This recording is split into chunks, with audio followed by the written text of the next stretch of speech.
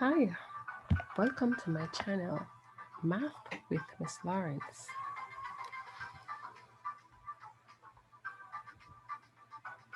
Today we'll be learning about fractions.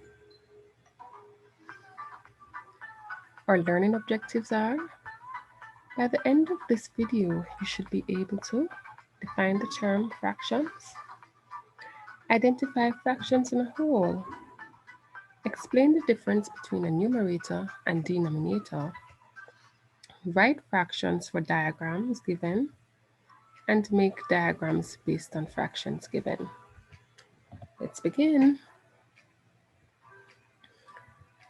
So here we have two diagrams that have been cut into parts.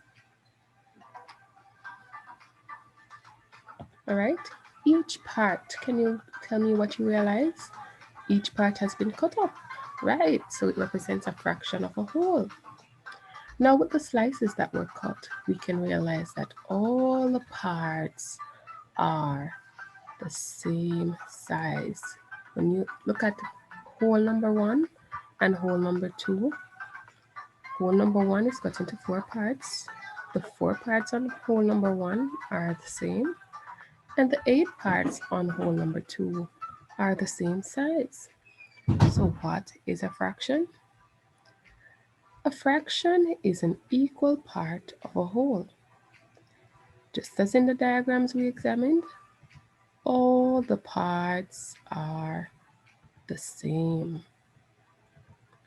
All the parts are the same. And that is why we say a fraction is an equal part of a whole. How is a fraction written? A fraction has a top number and a bottom number. So if you were supposed to write it using numbers, we need a top number and a bottom number. Here's how it will look. So a fraction has a top number. For example, you have 1 over 4, 1 over 5, 1 over 6. So it represents the portions in the whole. Let's see how this works. So the bottom number is called the denominator.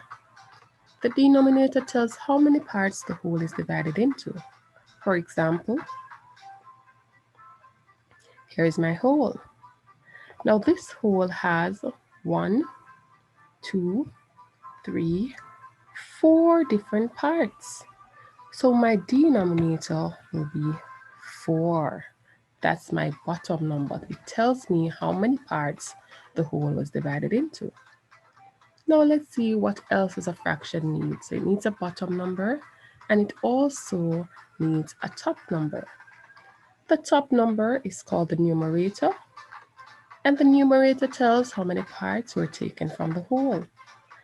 Let's examine a whole. So here I have a whole, and the parts that were taken out from the whole are colored. Let's count the colored pieces to tell what our top number or numerator will be. So here I have 1, 2 colored parts. So my top number, my numerator, will be 2. Let's write an entire fraction now. So here I have a whole. It has 1, 2, 3, 4 parts. So my denominator will be 4. And the colored part represents the parts that were taken out. 1, 2 parts are taken from my whole. So my numerator will be 2.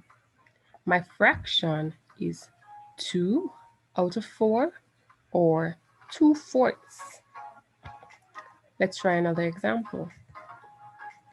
Here I have a whole, and this whole is divided into 1, 2, 3, 4, 5, 6, 7, 8 parts. So my denominator, my bottom number, will tell me how many parts the whole is divided into. My denominator will be 8. The part that was taken out is colored yellow. That will make my numerator. So there's 1 part taken out of the 8. So my fraction will be 1/8. Let's review the parts of the fraction. So I have my top number, which is my numerator. Here we have a bar below the numerator. That is called our fraction bar. And then we have the bottom number, which is our denominator. Here are some examples of some other fractions. This is a whole. This whole was divided into 2 parts. So we have, this is 1 part out of 2, and this here is 1 part out of 2. And so all the other fractions represent a section of the whole.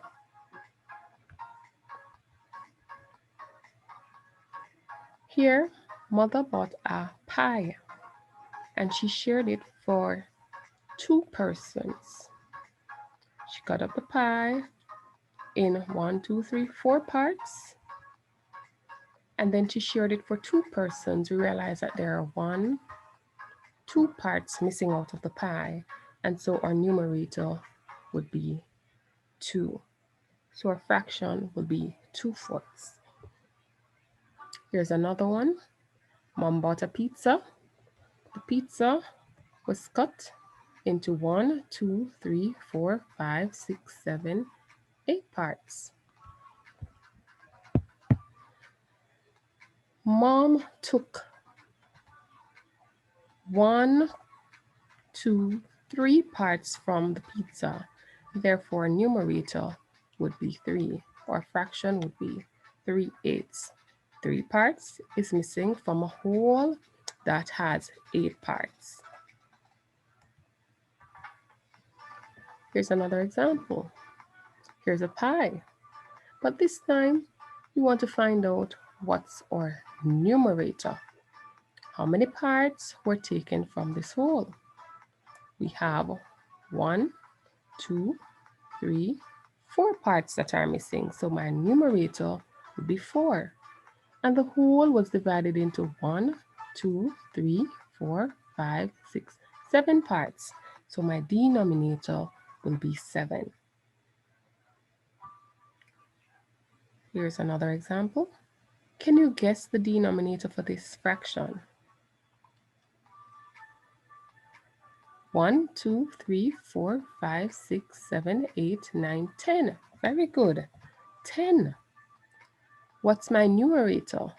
There are 1, 2, 3, 4 parts missing from this whole. So my numerator will be 4.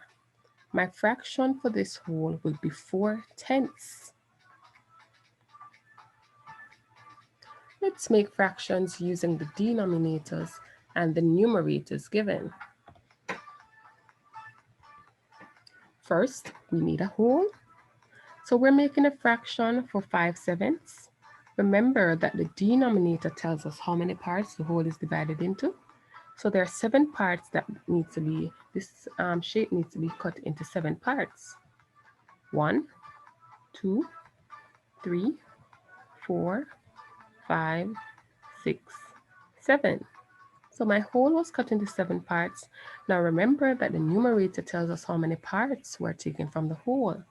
And so I need to go ahead and shade 5 parts of my whole. 1, 2, 3, 4, 5 parts. So this diagram here represents my 1, 2, 3, 4, 5 parts taken out of 1, 2, 3, 4, 5, 6, 7 parts. So that represents my 5/7. Let's do another diagram. This time I'm using a different shape to represent 3/4. Here I have a shape, it's a circle. And I need, the denominator tells us how many parts the shape should be divided into, and it says that we need to cut it into 4 parts. That cuts it into 2 parts, and now there are 1, 2, 3, 4 parts in my whole. Now I need to go ahead now and I need to shade 3 parts of my whole. 1, 2, 3. So this represents my 1, 2, 3 out of 1, 2, 3, 4 parts. So I have my 3/4. That's all there is for today. I'll see you next time.